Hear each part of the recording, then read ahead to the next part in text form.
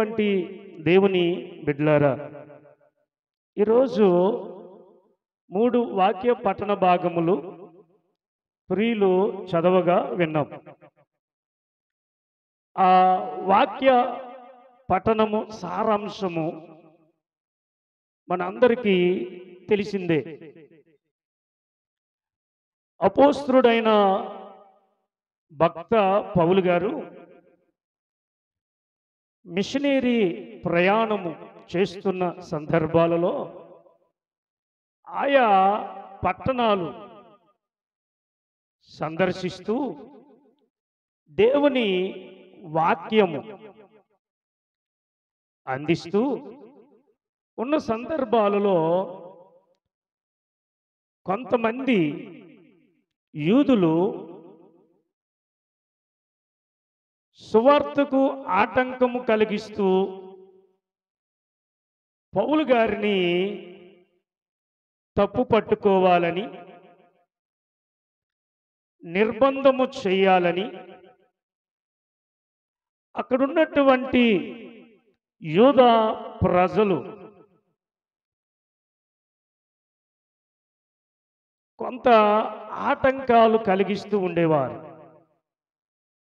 అయితే పౌలు గారు వాటన్నిటినీ అధిగమించుకుంటూ దేవుని యొక్క మాటలు అందిస్తూ ఉన్నాడు. ప్రియమైనటువంటి దేవుని బిడ్డలారా, పౌలు గారు సత్యమును గురించి అనగా యేసుక్రీస్తు వారి యొక్క శిలువ మరణ పునరుత్థానాల గురించి బోధిస్తూ ఉండేవారు. వారికి అదేదో క్రొత్త బోధ అన్నట్టుగా, అదేదో యూదులకు వ్యతిరేక బోధ అన్నట్లుగా వారి భావిస్తూ, ఈయన ధర్మశాస్త్రానికి వ్యతిరేకంగా ప్రవర్తిస్తున్నాడని ఏ ప్రాంతానికి వెళితే ఆ ప్రాంతంలో కొంతమంది ఆటంకపరులు ఉన్నారు. అప్పుడు ఉన్నారు, ఇప్పుడు ఉన్నారు. అయితే దేవుడు పౌలు గారిని బలపరుస్తూ ఉన్నాడు. పౌలా, నేను నీతో ఉన్నాను, నువ్వు భయపడక. నువ్వెవరి దగ్గరికి వెళ్ళాలో తెలుసా? ఫెలిక్స్ దగ్గరికి, అగ్రిప్పరాజు దగ్గరికి, రోమా దగ్గరికి వెళ్ళాలి. నీ ప్రయాణం ఆగకూడదు. అక్కడ నేను ఎవరినో నువ్వు అక్కడ చెప్పాలి అని చెప్పి పౌలు గారిని బలపరుస్తూ దేవుడు ముందుకు నడిపిస్తూ ఉన్నాడు. అక్కడికి వచ్చేసరికి ప్రియులరా, సంఘమును ప్రోత్సాహపరుస్తున్నాడు. సంఘానికి ఒక సత్యమైనటువంటి విషయాన్ని తెలియజేస్తూ ఉన్నాడు. ఏంటి ఆ సత్యమైన విషయం అంటే, మీరు అపోస్తుల కార్యములు 20వ అధ్యాయము ప్రియులరా 32వ వచనము చదివినప్పుడు అక్కడ మరి పౌలు గారు ఆ సంఘానికి ఒక విషయాన్ని తెలియజేస్తున్నారు. ఏంటా విషయం అంటే, స్వాస్థ్యము అనే విషయాన్ని తెలియజేస్తూ ఉన్నాడు. ప్రియమైనటువంటి దేవుని బిడ్డలారా, ప్రియమైనటువంటి వారులారా, మిమ్మును దేవునికిని కృపావాక్యమునకు మిమ్మును అప్పగించుచున్నాను. ఆయన మీకు క్షేమాభివృద్ధి కలుగుజేయునట్టుకును పరిశుద్ధపరచబడిన వారందరిలో స్వాస్థ్యం అనుగ్రహించుటకు శక్తిమంతుడు సంఘమునకు తెలియజేస్తా ఉన్నాడు.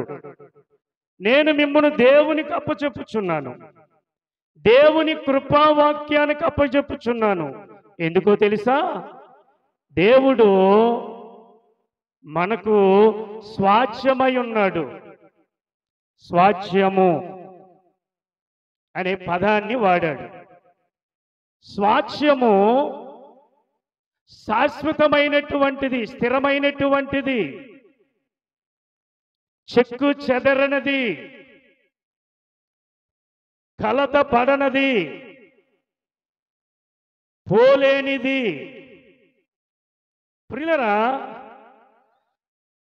దేవుడు మనకు స్వాస్థ్యముగా ఉన్నాడు. ఆ సంఘానికి తెలియజేస్తూ ఉన్నాడు, స్వాస్థ్యముగా ఉన్న దేవునిని విడిచిపెట్టి, స్వాస్థ్యముగా ఉన్న దేవుని యొక్క గొప్ప కృపను విడిచిపెట్టి దేనికోసమో మీరు ప్రాకులాడుతూ ఉన్నారు, ఎవరి కోసమో మీరు చూస్తూ ఉన్నారు. నిజమైనటువంటి స్వాస్థ్యాన్ని మీరు ప్రక్కన పెడతా ఉన్నారు. అలాగున చేయకూడదు అని పౌలు గారు సంఘానికి తెలియజేస్తూ ఉన్నాడు. కొన్నిసార్లు మన జీవితాలకు కూడా దేవునిని ప్రక్కన పెట్టి, వాక్యాన్ని ప్రక్కన పెట్టి, సహవాసాన్ని ప్రక్కన పెట్టి, మన సొంత జ్ఞానముతో బ్రతకాలని ఆశపడతాం. మన సొంత ఆలోచనలతో ముందుకు వెళ్ళిపోవాలని ఆశపడతాం. అయితే అది కరెక్ట్ కాదు. అది క్రైస్తవునికి అనగా భక్తునికి క్షేమము కాదు. దాని వలన గొప్ప స్వాస్థ్యాన్ని పోగొట్టుకుంటాం. దేవుడనే స్వాస్థ్యాన్ని మనం పోగొట్టుకున్నప్పుడు ఎలా బ్రతకగలం? ఎలా సుఖంగా జీవించగలం? ఆనందంగా ఎలా నడవగలం? అభివృద్ధి అనేటువంటిది ఏ విధంగా మనకు లభిస్తుంది? ఎందుకంటే అన్నిటికీ కారకుడైన ప్రభువునే స్వాస్థ్యముగా మనకున్నప్పుడు, ఆ స్వాస్థ్యమైన ప్రభువుని మనం విడిచిపెట్టినప్పుడు నిజమైన స్వాస్థ్యం మనకు పోగొట్టుకుంటాం. దానికి ఉదాహరణే తప్పిపోయిన నాణ్యం, పోగొట్టుకున్న నాణ్యం. తండ్రికి చెప్పి పరిశుద్ధతలో, రక్షణలో తప్పిపోయిన కుమారుడు. దానికి అర్థం అదే.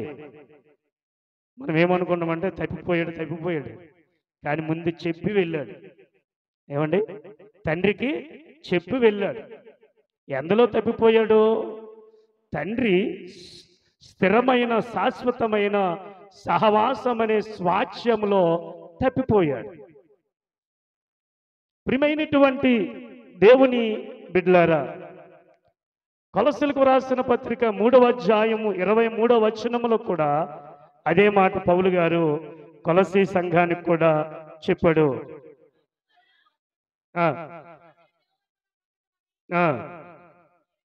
ఎరుగుదురు గనుక మీరేమి చేసినను అది మనుషుల నిమిత్తము కాక, ఇక్కడ గమనించండి, అండర్లైన్ చేయండి, మనుషుల నిమిత్తము గాక.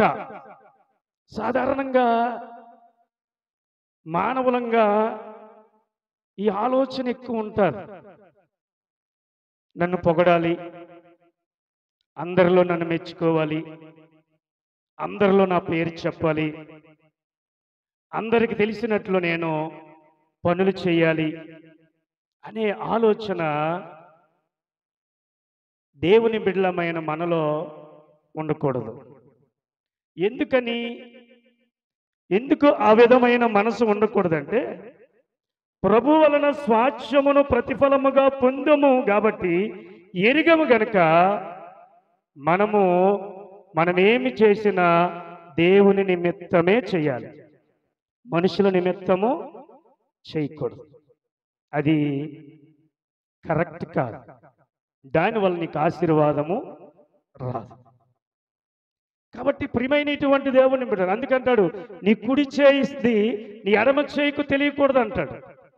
అయితే ఎందుకు ఈ విషయం చెప్తున్నానంటే, మనం చేసేది మనుషుల నిమిత్తము చేయకూడదు.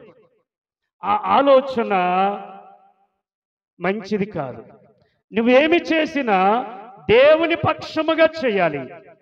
ఎందుకంటే ఇచ్చినవాడు నీకు ఆయనే గనక. నువ్వు కష్టపడుతున్నావంటే ఆరోగ్యం ఇచ్చేవాడు ఆయన, బలం ఇచ్చేవాడు ఆయన, జ్ఞానం ఇచ్చేవాడు ఆయన, రూట్ చూపువాడు ఆయన. నీ కుటుంబాన్ని ఎలా పోషించుకోవాలో చక్కపరుచుకోవాలో తెలియజేసిన వాడు ఆయన. మరి ఆయనకి ఇవ్వకపోతే ఎవరికిస్తావు? కాబట్టి దేవుడు మనకు స్వాస్థ్యమై ఉన్నాడు. ఈ స్వాస్థ్యాన్ని మనం జారవిరచకూడదు. ఈ అంత్యకాలంలో చాలామంది వెనుకకు వెళ్ళిపోతారు, ప్రభువుని విడిచిపెడతారు. నామకార్థులు ఎక్కువైపోతారు, వేషధారులు ఎక్కువైపోతారు, పతనం అయిపోయిన వారు ఎక్కువైపోతారు. అయితే వారు సమాజంలో దేవుని బిడ్డలని చెప్పుకుంటూ ఉంటారు, కానీ వారు దేవునికి నిజమైన వారసులు అవ్వరు. ఎందుకని? స్వాస్థ్యం అనబడిన దేవునిని విడిచిపెడితే మరి ఎలా వారసులు అవుతారు? మనుషులకు కనబడవలనని నువ్వు నడిస్తే నువ్వు ఎలా వారసత్వాన్ని సంపాదించుకుంటావు? సంపాదించుకోలేవు.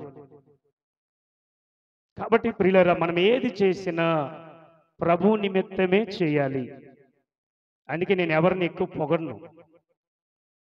అభినందన వేరు, పొగడము వేరు. అభినందించటంలో తప్పు లేదు.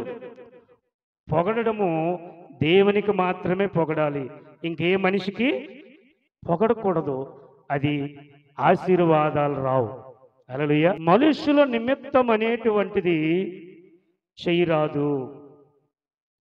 ఇక్కడ పౌలు గారు అదే విషయాన్ని చెప్తున్నారు. సంఘమా, మీరు ఏది చేసినా ప్రభువు నిమిత్తమే చేయండి, మనుషుల నిమిత్తము కాదు. కాబట్టి నేను మిమ్మును దేవునికిని కృపావాక్యానికిని అప్పగించుచున్నాను. దేవుడే మనకు స్వాస్థ్యము. ఆ స్వాస్థ్యం అనబడిన దేవునిని మనం హత్తుకొని బ్రతకాలి. ఈ లోకములో నువ్వు సిరి సంపదలు ఉండొచ్చు, అవి దేవుడిచ్చినవే.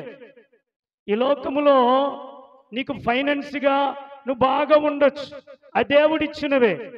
అయితే అవి ఉంటాయి కానీ నువ్వు పోవచ్చు అంటే అది స్థిరము కాదు, అది అస్థిరం. అది అస్థిరం. అందుకే అంటాడు కదా, స్థిరమని నమ్మకు ధర ఎవ్వరికి. అది అస్థిరమే. అస్థిరమైన వాటి మీద నువ్వు మనసు ఉంచకూడదు, అస్థిరమైన వాటి మీద నువ్వు మొక్కు ఉంచకూడదు, అస్థిరమైన వాటి మీద అభిమానము చూపకూడదు. నీవెవరి మీద అభిమానం చూపాలంటే నీ కొరకు ప్రాణం ఇచ్చిన నజరేయుడైన యేసుక్రీస్తు మీద మనసు ఉంచాలి. హల్లెలూయా. అర్థమైందా? మన స్వాస్థ్యము మన దేవుడే. కాబట్టి ప్రియులారా, 3 విషయాలు చెప్పి నేను ముగిస్తాను. 16వ కీర్తన 5వ చరణములో ఎంత చక్కగా రాస్తాడు అంటే అది యాత్ర కీర్తన.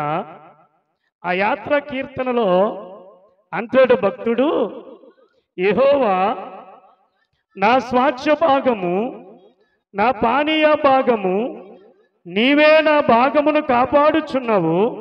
మనోహర స్థలములలో నాకు పాలు ప్రాప్తించెను, శ్రేష్టమైన స్వాస్థ్యము నాకు కలుగును. ప్రియులారా, దేవుడే మనకు స్వాస్థ్యమై ఉన్నాడు. ఆయనకి మించి ఈ లోకములు ఏదైనా ఉందా? ఏది లేదు. ఆ స్వాస్థ్యమై ఉన్న దేవుడు దావీదంటాడు, అయ్యా నువ్వే నా స్వాస్థ్య భాగమయ్యా, నీవే నా పానీయ భాగము, శ్రేష్టమైన స్వాస్థ్యము నీలో నాకు ఇచ్చావయ్యా. నాకు ఇంకేం కావాలి? ఇంకేం అనుభవించాలి? ఇంకే విధంగా నేను సంతోషించాలి? నాకే నువ్వు స్వాస్థ్యముగా ఉంటే నాకింకేట అవసరం ఉంటుంది అని అన్నాడు. కాబట్టి దేవుడే మన స్వాస్థ్యము. ఈ లోకంలో దేవుని బిడ్డలమైన మనకు అనుగ్రహించిన గొప్ప స్వాస్థ్యము మన దేవుడే. ఆయనే మన ఆస్తి, ఆయనే మన ఐశ్వర్యము. అందుకే 73వ కీర్తన 26వ చరణములో ఒక చక్కటి మాట ఉంటుంది చూడండి. ఆ ఆ ఆ ఏమై ఉన్నాడు? స్వాస్థ్యమునై ఉన్నాడు. చూసారండి, దేవుడే మనకు స్వాస్థ్యమై ఉన్నాడు. శరీరము క్షీణించిపోయిన, హృదయము చెదిరిపోయిన దేవుడు ఆయనకు ఆశ్రయ దుర్గముగా ఉన్నాడు, స్వాస్థ్యముగా ఉన్నాడు. ఆ దేవునిని విడిచిపెట్టి మనుషులు ఎక్కడికెక్కడికో ఏవేవో చెయ్యాలని, పాటించాలని ఆలోచిస్తూ ఉంటారు. కాబట్టి దేవుడే నీకు స్వాస్థ్యము. ఆ స్వాస్థ్యాన్ని నువ్వు అడగాలి. అయ్యా నన్ను రక్షించావు, అయ్యా నన్ను పరిశుద్ధపరిచావు, నాకు పాప క్షమాపణ ఇచ్చావు, అయ్యా నన్ను ఎన్నుకున్నావు, నన్ను ఏర్పాటు చేసుకున్నావు, అయ్యా నువ్వే నా స్వాస్థ్యము, నువ్వు లేకపోతే నేను బ్రతకలేనయ్యా, నువ్వు నా హృదయములోనికి రండి అని ఆహ్వానించాలి. హృదయములోనికి ఆయన ఆహ్వానించకుండా ఏటేటో నింపుకుంటే ఆయన హృదయంలోనికి ఏమొస్తాడు? నింపుకునే వల్ల నింపుకొని తర్వాత రమ్మంటే ఆయన రాడు. హల్లెలూయా, హల్లెలూయా. నింపుకునేవన్నీ నింపుకుంటే ఇంకోటి వస్తాడా? ఖాళీగా ఉంటుందా? అందుకే యేసయ్య ఒక ఇంటికి వెళ్ళాడు. ఒక అమ్మాయి చనిపోయింది. ఆ ఇంట్లో అందరూ ఏడుస్తున్నారు. ఇల్లు ఖాళీ లేదు. యేసయ్య అన్నాడు, కార్యం జరగాలంటే నేను లోపలికి వెళ్ళాలి, మీరు బయటికి రావాలన్నాడు. ఏమన్నాడు? కార్యం జరగాలంటే నేను లోపలికి వెళ్ళాలి, మీరు బయటికి రావాలి. మన జీవితాల్లో దేవుడి స్వాస్థ్యముగా ఉండాలంటే మన లోపల ఉన్నవన్నీ బయటికి పోవాలి. అవేవేవో ఏవేవి ఉన్నాయో నీకు తెలుసు, ఏవేవి ఉన్నాయో నీకు తెలుసు, దేవునికి తెలుసు. వాటిని నీ హృదయములో నుండి తీసి పారవేసుకొని రక్షకుడైన ప్రభువును నీ హృదయములోనికి ఆహ్వానించాలి. అప్పుడు నీకేది కావాలంటే అది ఇస్తాడు, నీకేది అవసరమో అది తీరుస్తాడు. ఏలి అన్నాడు, అయ్యా నా పని అయిపోయింది, ఇక్కడ నీరైపోయి, చెరువులో నీరైపోయింది, ఆ దుర్మార్గులను నన్ను చంపేస్తుందట. అయ్యా ఆమె చేతిలో చచ్చే బదులు నువ్వే నన్ను చంపే అన్నాడు. ఏలియా ప్రార్థన చేశాడు. తాత్కాలికమైన అవసరతలల్లో అతను కనబడుతున్నాయి. నీటి మీద ఆధారపడ్డాడు, ఆ నీరైపోయింది. పిల్లలు ఇప్పుడు యెజబెలు రాణి అతను చంపటానికి అనేక మంది సైనికులను పంపిస్తూ ఉంది. ఎవరికి దొరకకుండా ఆయన వృక్షము క్రింద ఆయన ఉన్నాడు. ఇప్పుడు ప్రాణానికి జీవాధారమైన ఆహారము నీరైపోయాయి. ఇప్పుడు ఏంటి? ఎలా బ్రతకాలి, ఏ విధంగా బ్రతకాలి, అనేకమైన ఆలోచనలు వచ్చేస్తున్నాయి. ఇంకెందుకు ఈ జీవితం, ఊరేసుకుంటే సరిపోదా, ఇంకెవరి కోసం బ్రతకాలి అనే ఆలోచనలు. ఇంకెందుకు, నీరైపోయింది కదా, ఇంకెందుకు, ఆ దేవుడు చూస్తాడో చూడో, ఇంకెందుకులే, ఆ దేవుణ్ణి పిలిస్తే పలకలేదు కదా, ఇంకెన్నో ఇంతగా నేను సేవిస్తున్నానే, ఆ సేవిస్తున్న దేవుడు నన్ను అభిమానము చూపలేదే, నా మీద పగ పెట్టుకున్నాడే, ఇంకెందుకు లోకములో కలిసిపోదామనే ఆలోచనలు. ఇవన్నీ మనిషిని పీడిస్తూ ఉంటాయి. ఎందుకు? నేను ఎంత కష్టపడుతున్నప్పటికీ నా బ్రతుకు బీదరికమైపోతుంది. ఆర్థికంగా నేను డెవలప్మెంట్ అవ్వట్లేదు, మానసికంగా నాకు ధైర్యం చెడిపోయింది, ఇంకెందుకో ఈ బ్రతుకు అనే ఆలోచనలు మనుషులలో ఏలుబడి చేస్తూ ఉంటాయి. నేను ఎంతగా ప్రేమిస్తున్నాను, ఎంతగా అభిమానిస్తున్నాను, నా భర్తే నన్ను పరాయిదానిగా చూస్తున్నాడే, ఇంకెందుకు నేను ఎవరి కోసం బ్రతకాలి? కట్టుకున్నవాడే నా మీద ప్రేమ లేకపోతే నేను ఎందుకు బ్రతకాలనే ఆలోచనలు మనుషుల్లో ఉన్నాయి. నేను ప్రేమించి పెళ్లి చేసుకున్నటువంటి నా భార్యే నన్ను అర్థం చేసుకోకపోతే నేను ఎందుకు బ్రతకాలనే పురుషుడు ఆలోచన.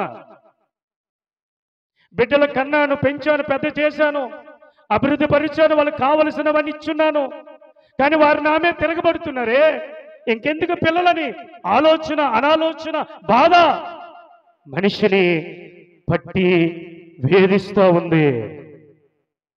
ఆ దేవుని బిడ్డలారా, నిన్ను వేధించొచ్చు, నిన్ను బాధించొచ్చు, నిన్ను గాలికి రేపొచ్చు, నీ రెల్లి విరిచినట్లు నీ జీవితాన్ని విరవవచ్చు.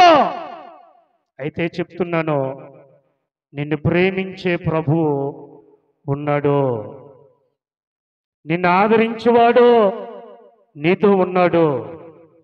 ఆయనే నీకు స్వాస్థ్యం అనే విషయాన్ని మరిచిపోతున్నావు. వ్యర్థమైన ఆలోచనలు. ప్రార్థన చేశాడు ఏలియా, ఒరే పిచ్చోడా, నువ్వు లే, నీవు సారెఫతుకు వెళ్ళన్నాడు. సారెఫతుకు వెళ్ళాడు. ఊరు బయట నుంచి ఈయన, ఊరు లోపల నుంచి ఒక ఆమె వస్తూ ఉంది. ఊరు బయట నుండి వచ్చిన వాడు ఆకలితో వస్తున్నాడు. ఊరు లోపల నుండి వచ్చినటువంటి ఆమె చచ్చిపోదామని, ఈ పూట తిని చచ్చిపోదామని ఆలోచనతో వస్తుంది. ఇద్దరు ఆలోచనలు ఒకటే, కానీ ఆలోచనలు ఎరిగిన దేవుడు న్యాయము చేయటానికి అక్కడికి వచ్చాడు. హల్లెలూయా, హల్లెలూయా, హల్లెలూయా. ప్రియమైన దేవుని బిడ్డలారా, ఆకలితో ఉన్నవాడికి అన్నం దొరికింది. చచ్చిపోదామన్నటువంటి ఆ తల్లికి, ఆ కుమారుడికి సమృద్ధి దొరికింది. చెప్పనా, ఆయన మన బాధలు మరిచిపోయేవాడు కాడు. మన బాధలను గుర్తించిన దేవుడు, మన అవసరతలను తీర్చిన దేవుడు, మన కన్నీరును తుడిచిన దేవుడు, మన వాంఛలను తీర్చిన దేవుడు. నీకేది కావాలో, ఏ దినానికి ఏది అవసరమో, ఏ జాముకి ఏది అవసరమో ఆయన నీకు ఇస్తూనే ఉన్నాడు. ఎప్పుడో తెలుసా, ఆయన నీకు స్వాస్థ్యముగా ఉంటే. హల్లెలూయా. ఆయనకి నీవు స్వాస్థ్యముగా పెట్టుకుంటే, నీవే నా స్వాస్థ్యము అని అంటే ఇక లోటు లేకుండా చేస్తాడు. చప్పట్లు కొడతావా నమ్మితే? కాబట్టి ప్రియమైనటువంటి దేవుని బిడ్డలారా, దేవుడే మన ఆస్తి, ఆయనే మన ఐశ్వర్యం. దేవుడు మనకు స్వాస్థ్యమై ఉన్నాడు. రెండవది మనం గమనిస్తే దేవుని ఆలోచనలు ఎలాగున్నాయంటే, బైబిల్ పట్టణం చూస్తున్నప్పుడు ఆశ్చర్యం అనిపిస్తుంది. దేవుడే మనకు స్వాస్థ్యము అని మనం చెప్పుకున్నాం, కానీ దేవుడు ఏమన్నాడు తెలుసా? దేవుడు ఎటువంటి ఆలోచనలతో ఉన్నాడు తెలుసా? నేను మీకు స్వాస్థ్యమునే, కానీ మీరు నాకు నిజమైన స్వాస్థ్యమని దేవుడు పలుకుతున్నాడు. హల్లెలూయా. గమనించండి ప్రియులారా, 33వ సంకీర్తన 12వ చరణము చూడండి. యెహోవా దేవుడు కాగల జనులు ధన్యులు, ఆయన తనకు స్వాస్థ్యముగా ఏర్పరుచుకుని జనులు. ఆమేన్, ఆమేన్ అంటారా? అర్థమైందా? దేవుడు మనకు స్వాస్థ్యముగా ఉన్నాడు. మొదట దేవుడు ఏమంటున్నాడు తెలుసా?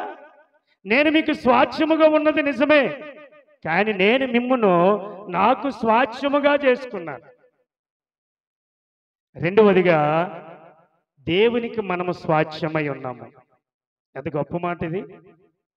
ఎంత గొప్పగా వర్ణించుకుంటున్నాడు ఆయన, ఎంత గొప్పగా ఆయన ఎంచుకుంటున్నాడు మనల్ని. ప్రియమైనటువంటి దేవుని బిడ్డలారా, యెహోవా తమకు దేవుడు కాగల జనులు ధన్యులు, ఆయన మనలను స్వాస్థ్యముగా ఏర్పాటు చేసుకున్నాడు.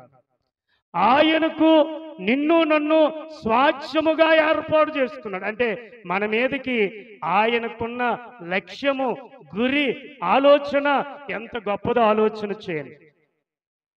నువ్వు అనుకుంటున్నావు, నేను పేదదానిని, నాకు ఉద్యోగం లేదు, నేను అనాథని, నేను ఏకాకిని, నేను ఎందుకు పనికిరాని పురుగు లాంటి దానిని అని మనం అనుకుంటున్నాం. కానీ మన గురించి దేవుడు అలాగా అనుకోట్లా. ఆయన మనలను తన స్వాస్థ్యముగా ఏర్పాటు చేసుకున్నాడు. ఎంత గొప్ప నీది! మనము దేవునికే మన స్వాస్థ్యముగా ఉన్నామనే విషయాన్ని మనం గ్రహించాలి, మనము జ్ఞాపకం చేసుకోవాలి. కాబట్టి ప్రియమైనటువంటి దేవుని బిడ్డలారా, ఎన్నిక లేని వారమే, పేదవారమే, లేమిలో ఉన్నవారమే, ఒకప్పుడు పాపములో ఉన్నవారమే, ఒకప్పుడు శాపానికి గురైన వారమే, ఒకప్పుడు నరకానికి పాత్రులమే, ఒకప్పుడు చీకటి వారమే. కానీ యేసుక్రీస్తు వారు ఆయన మనలను తండ్రి అప్పచెప్పిన పని సంపూర్తిగా నెరవేర్చిన తరువాత తండ్రి ఏం చేశాడంటే మనలను ఆయన స్వాస్థ్యముగా ఎన్నుకున్నాడు. మనం ఎన్నుకొనబడిన ప్రజలము, సాదాసీదా సామాన్యమైన ప్రజలము కాము. అమ్మ మీరెవరంటే మేమా ఫలానా. అమ్మా మీ స్థితి ఏంటి? ఉన్న వల్ల మర్చిపోయి లేని వాటిని మనం ఏం చేస్తాం? పలుకుతాం. సర్వ సృష్టికర్త అయిన దేవునికి మనము స్వాస్థ్యమై ఉన్నాము. ఆయనకు సంపాద్యమై ఉన్నాము. కాబట్టి మనము శ్రేష్టమైన వారము, మనము విలువైన వారు. మన గురించి మనకు తెలియదు, మనల్ని చూసే వారికి మన గురించి తెలుస్తుంది. మనము సామాన్యమైన ప్రజలము కాము. దేవునికి మనము ఆస్తి. దేవుడు మనకు ఆస్తి అయితే ఆయనకు మనము ఆస్తి కలిగిన వారం. ఆయన ఎంతగా సంబోధిస్తున్నాడో, మీరే నా స్వాస్థ్యమును ఏర్పరచుకును జనులు. కాబట్టి ప్రియమైనటువంటి దేవుని బిడ్డలారా, మనం ఏది అడిగితే అందుకే ఆయన ఇస్తాడు. మనకి ఏది అడిగితే అది ఇస్తాడు. ఇంకా చూడండి 28వ సంకీర్తన, 28వ సంకీర్తన 9వ చరణం. ఈ జనులను రక్షింపుము, నీ స్వాస్థ్యమును. ఎవరట ఈయన? నీ జనులను రక్షింపుము, ఆయన్ను ఏర్పాటు చేసుకున్న స్వాస్థ్యం ఆశీర్వాదించమంటున్నాడు కీర్తనాకారుడు. మనము దేవునికి స్వాస్థ్యమై ఉన్నాము. మరి స్వాస్థ్యమై ఉన్న మనం ఎలాగుండాలి? దొంగోడు కన్నం వేయకుండా జాగ్రత్తగా చూసుకోవాలి. దొంగోడు కన్నం వేయడానికి ప్రతి క్షణము చూస్తాడు. ఆడి పని అది. వాడికి దొరకకుండా మన స్వాస్థ్యాన్ని మనం ఏం చేసుకోవాలి? ప్రొటెక్షన్ చేసుకోవాలి. వాడు ఏ విధంగా కన్నం వేస్తాడో మనకు తెలియదు, వాడు ఏ విధంగా మనల్ని మోసగిస్తాడో మనకు తెలియదు, వాడు ఏ విధంగా మనల్ని బురిడి కొడతాడో మనకి తెలియదు. ఎందుకో తెలుసా? వాడు మాయలోడు మంచోడు అవుతాడా? మాయలోడే. వాడి పనులు మాయల పనులే ఉంటాయి. మాయల పకీరు పనులు ఎలాగుంటాయి? మాయల పకీరులాగా పనులు ఉంటాయి. వాడు ఎప్పుడు కూడా ఎదుటివారిని బాధ పెట్టడమే, ఎదుటివారిని కృంగుకొట్టడమే, ఎదుటివారిని ఇబ్బంది పెట్టడమే. అందుకే వాడికి మరొక పేరు ఏంటంటే నరహంతకుడు. వాడు ఎటువంటి వాడు? నరహంతకుడు. వాడికి ఇంకొక పేరు ఏంటి తెలుసా? అపహాసకుడు. ప్రియులరా, దేవుని బిడ్డలారా, ఇక్కడ గమనించండి, మనము దేవునికి స్వాస్థ్యమై ఉన్నాం. వాడు అబద్ధాలకు జనకుడాడు. మనల్ని అబద్ధపు మాటలు చెప్పి మనల్ని మరిపులోనికి తీసుకొని వస్తాడు. గమనించండి, వాడు ఎలాగొస్తాడో తెలుసా? నీ స్నేహితుల రూపంలో వస్తాడు. వాడు ఎలాగొస్తాడో తెలుసా? నీ తండ్రి రూపంలో, నీ తల్లి రూపంలో వస్తాడు. వాడు ఎలాగొస్తాడో తెలుసా? నీ పిల్లల రూపంలో వస్తాడు. వాడు ఎలాగొస్తాడో తెలుసా? నీ దూరపు బంధువుల్లో వస్తాడు. వాడు ఎలాగొస్తాడో తెలుసా? నీ పొరుగు వారి ఇంటి ద్వారా వస్తాడు. ఎవరు వస్తాడో తెలుసా? వాడు నీ ఎదుటికి వచ్చి వాడు ముఖం తెలియదు నీకు, కానీ వాడు నీతో ఆ క్షణంలో మాట్లాడు. ఏమండి బాగున్నారా? ఎక్కడికి వెళ్తున్నారు? మందిరానికి. ఇప్పుడేం మందిరం అండి, 12 అయిపోయింది, ఇప్పుడు ఎందుకు? పాస్టర్ గారు ముగించేస్తారు, వెళ్ళిపోండి అంటే మనం అనుకుంటాం నిజమే కదా, పాస్టర్ గారు దెబ్బలు ఆడుతారు, ఇప్పుడు ఎందుకని వెనకకు వెళ్ళిపోతాం. ఇవన్నీ అబద్ధాలు జనకుడు చేసినటువంటి మోసాలు. పరిశుద్ధులే మోసపోయారు. పరిశుద్ధులే మోసపోయారు. పేతురు మోసపోయాడు. అవ్వ మోసపోయింది. ఆదాము మోసపోయాడు. సంసోను మోసపోయాడు. ప్రియమైనటువంటి దేవుని మీద యూదా, ఇస్కరియోతు యూదా కాదు, యూదా మోసపోయాడు. మరి మనం ఎంత లెక్క వాడికి? మనల్ని 5 పైసలు కాయిన్ బయట ఎగరేస్తాం కదా, అట్లా మనల్ని ఎగరేసుకుంటున్నాడు. మన విశ్వాసానికి, మన భక్తికి, మన నీతికి. ఆఫ్టర్ ఆల్ మనం ఎంత వాడికి? నిన్ను మోసగించి నీ ఆత్మీయ జీవితాన్ని దొంగిలిస్తాడు. నీ పరిశుద్ధతను దొంగిలిస్తాడు. నీ నీతిని దొంగిలిస్తాడు. నీ యథార్థతను దొంగిలిస్తాడు. అదే నీకు స్వాస్థ్యము. అదే నీకు స్వాస్థ్యం. అంటే డబ్బు కట్టలు కాదు. నీతి, పరిశుద్ధత, పవిత్రత, ప్రేమ, క్షమాపణ, ఆశానిగ్రహం, మంచితనం, విశ్వాసం, ఇవన్నీ కూడా స్వాస్థ్యము. అవి మనలో ఉండాలి. మనమే ఆయనకి నిజమైన స్వాస్థ్యము. అందుకే మొదటి రాజుల గ్రంథం 8వ అధ్యాయము 51వ వచనములో చూస్తే, ప్రియమైనటువంటి దేవుని బిడ్డలారా చూడండి, వారు ఐగుప్తు దేశములో నుండి, ఆ ఇనుప కొలుములో నుండి నీవు రప్పించిన నీ జనులను నీ స్వాస్థ్యమునై ఉన్నారు. చూసారా? ఏ కొలుములో నుండి? ఇనుప కొలుములో నుండి మనల్ని విడిపించాడు. అగ్ని కొలుములో నుండి మనల్ని విడిపించాడు. ఒకప్పుడు పేదోళం అండి, ఒకప్పుడు బీదరికం, ఒకప్పుడు విలువ లేని వారం, ఒకప్పుడు స్థాయి అంతస్తు లేని వారం, ఒకప్పుడు యోగ్యత లేని వారం, ఒకప్పుడు అనేకమైన కొలుములలో నలిగిపోతున్న మనలను ఆయన ఏం చేశాడంటే విడిపించి ఆయనకు స్వాస్థ్యముగా ఏర్పాటు చేసుకున్నాడు. కాబట్టి ప్రియమైన దేవుని బిడ్డలారా, మనము దేవునికి స్వాస్థ్యమై ఉన్నాం. మరి దేవునికి స్వాస్థ్యమై ఉన్న ప్రజలు ఎలాగుంటారు? మరి ఎవరో తెలుసా? నిబంధన ప్రజలు, యోగ్యమైన ప్రజలు, పవిత్రమైన ప్రజలు, ఆదర్శమైన ప్రజలు, అనేకులను వెలిగించినటువంటి ప్రజలు, దేవునికి స్వాస్థ్యమై ఉన్న ప్రజలు. నీవు నేను అతి స్థాయిలోనికి దేవుడు మనల్ని ఆశీర్వాదించాడు. మనం సామాన్యమైన వారము కాము. దేవునికి మనము స్వాస్థ్యమై ఉన్నాము. ఎంత గొప్ప అర్హత, ఎంత గొప్ప యోగ్యత దేవుడు మనకిచ్చాడు. నిజంగా మనలను మనం పరిశీలన చేసుకుంటే రెండు మీద చేసుకుని చెప్పగలవా? ఒకప్పుడు నీ పరిస్థితి, ఒకప్పుడు నువ్వు ఏ స్థితిలో ఉన్నావు? నీ తల్లిదండ్రులు ఒకప్పుడు ఏ స్థితిలో ఉన్నారు? ఏ స్థితిలో నుండి ఏ స్థితిలోనికి దేవుడు నడిపించాడు? ఆలోచన చేయి. మనల్ని స్వాస్థ్యముగా చేసుకున్నారండి. ఆయనకి మనము స్వాస్థ్యము, మనకాయన స్వాస్థ్యము. ఈ స్వాస్థ్యాన్ని మనము పాడవకుండా మరణము వరకు కాపాడుకోవలసిన బాధ్యత మన మీద ఉంది. నువ్వు దేవునికే స్వాస్థ్యము కానీ మరొకరికి స్వాస్థ్యము కావు. నీ దేహము దేవునికి ఆధారమై ఉంది, దేవునికి ఆలయమై ఉంది. ఆ ఆలయములో మరొక దుష్టుడు ప్రవేశించకూడదు, మరొక్కడికి ఇవ్వకూడదు. నువ్విస్తే నువ్వు దేవునికి స్వాస్థ్యము అనబడవు. నీ దేహము దేవునికి ఆలయమై ఉన్నది. ఈ దేహములు ఎవరున్నారు తెలుసా? నీ స్వాస్థ్యమైన దేవుడే ఉండాలి, మరొకడు ఉండకూడదు. హల్లెలూయా.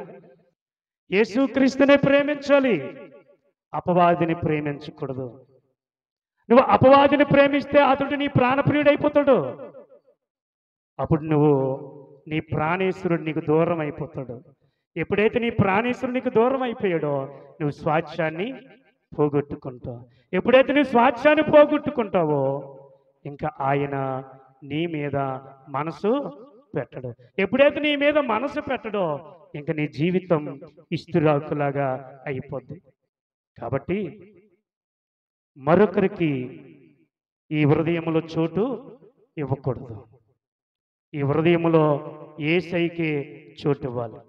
కాబట్టి దేవుడే మనకు స్వాస్థ్యము, రెండవది మనమే దేవునికి స్వాస్థ్యము. ఈ మాటలు దీవించునుగాక. ఆమేన్.